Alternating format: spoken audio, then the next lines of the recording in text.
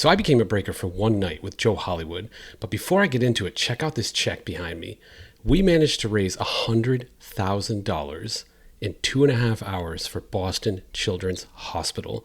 It was amazing. Joe and I bought a bunch of wax, donated it all, and people were so generous. It was probably one of the best experiences of my life. A Children's Hospital rep was there. I'm actually going to show you a clip really quick of what happened when somebody stepped up and said they were going to donate $50,000. Check this out. Thank you, and everyone here, thank you. But Bernie, wow, that's incredible. We'd love to invite you to the hospital for a check presentation. If you're in the area, I don't know if you know Bernie personally. Yeah, no, his real name is actually Paul, but he goes by that screen name. But I'm going to tell you right now, I do know him. He's just someone who loves to give, and he's been such an influential person in not only giving back to my community. He's one of the most generous people you'll ever meet in your entire life. I've done multiple charity shows in the past. He has given to every single one of them. North Texas Food Bank.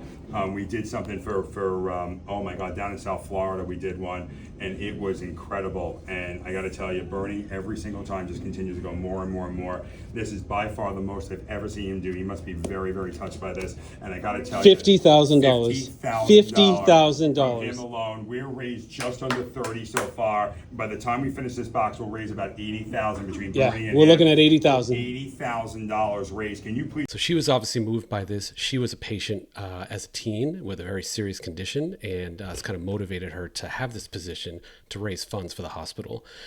It was amazing what Joe could pull off with his audience. We had between 1,000 and 1,500 people in the room at all times, tips flying around. We had packages all the way from 100 to 1,000 to 2,500, and the generosity was unbelievable. I haven't seen anything like this in sports cards, and honestly, like, I almost slept with that check in my bed last night. It's amazing. I thought we were going to raise 10, 20 grand, something like that, maybe 30 if we were like really lucky. I never expected six figures. And it's amazing. Joe and I was very negative towards him, especially last year. And, we didn't talk or anything like that. And a mutual contact put us together. And that's what led us to say, hey, you know what? Let's bury the hatchet, use our audiences for good, and see what can happen. And now this is something that we might do more often, but I promised the results of an experiment. So I've never broken before. And it's funny to be on the other side of it and not like it, or not like the way things are communicated with the cards. So I'm going to tell you a few of my takeaways, because I feel like I'm the world's worst breaker. I tried to listen to like death metal on the way into Boston last night, but it was not working. So, it's funny. We always make fun of the breakers for saying like, come on guys, you're not paying enough for this pack, or you're not paying enough, or you're getting washed, even though you're overpaying. But when you're on the other side of that screen and you're seeing the auction from that end, and it's only at 50, and the cards the pack costs you $250, it's really it's stressful, and you almost can't control the words that come out of your mouth. And this was for charity. This wasn't like it was going to me or Joe. The cards were going to the person bidding, and the money was going to children's. And I was actually more stressed. I cared way more about the hospital getting the right money for the cards.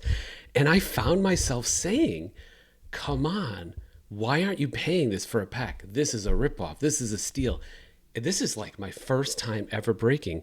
So I'm going to reserve my judgment from now on. If you don't like how a breaker is communicating the value of a bid or a card, I recommend you step into their shoes for one night, because it becomes very surreal and you do change quickly.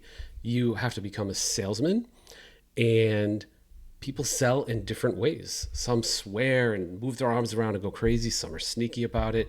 I started to get, frustrated. It was funny. And then the other thing I learned is, how do you fill this dead air when you're breaking? It's like you're opening the cards and you got to say something interesting or entertaining. So the fact that Joe does like a 36-hour show, I was wiped after 2.5 hours of this thing.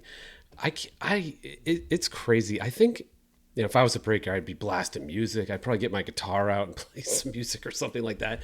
I'd try to like entertain people in any way I could, because people stayed on because we had insane giveaways from front to back, everything from $400 packs to $3,000 autographed helmets. So people were staying on. But if we didn't have those giveaways, I wonder what would have happened and how much of the audience we would have lost. But it was interesting on how people choose to fill dead air. Joe does it a certain way. Jeff does it a certain way. Backyard Breaks does it a certain way. Mama Breaks does it a certain. Everybody has their own style, and I don't think I found a style. I think I was pretty bad at it.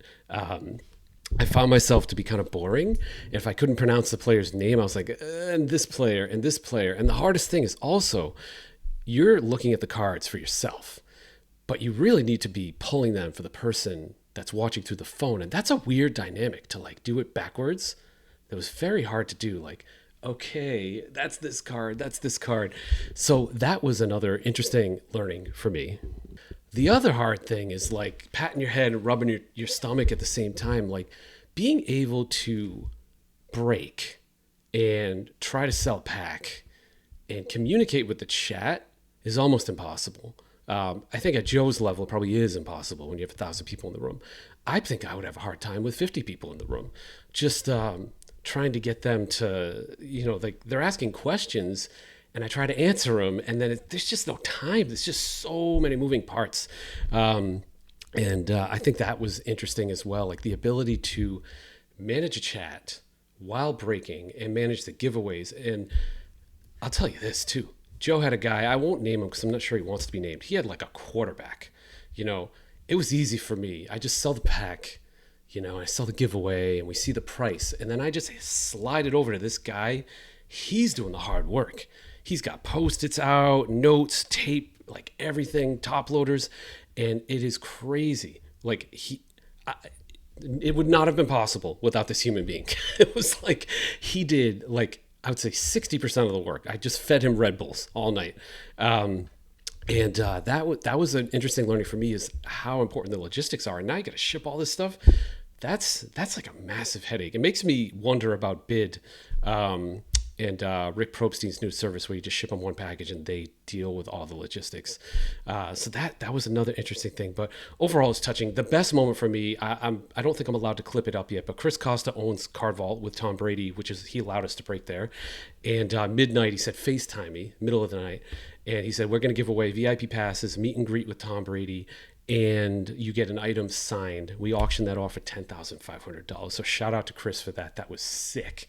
And by the end of the night, honestly, the Boston Children's Girl, she was like, I'm gonna leave like at 15-20 minutes. She was hooked. She even opened cards.